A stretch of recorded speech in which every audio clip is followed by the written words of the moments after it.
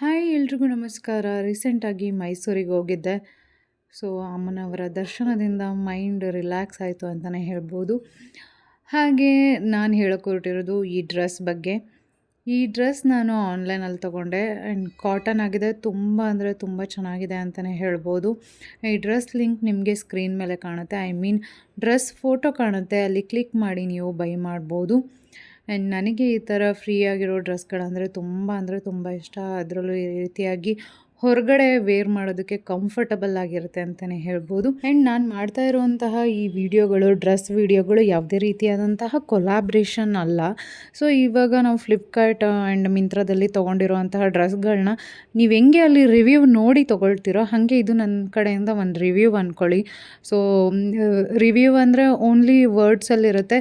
So ಇಲ್ಲಿ ನಾನು ನಿಮಗೆ ವಿಡಿಯೋ ಮುಖಾಂತರ ನಿಮಗೆ ತೋರಿಸಿದಾಗ ಬಟ್ಟೆ ಕ್ವಾಲಿಟಿ ಹೇಗಿದೆ, ನೋಡೋದಕ್ಕೆ ಹೇಗೆ ಕಾಣುತ್ತೆ ಅಂತ ತಿಳ್ಕೊಂಡು ನೀವು ಡ್ರೆಸ್ನ ಆರ್ಡ್ರ್ ಮಾಡ್ಬೋದು.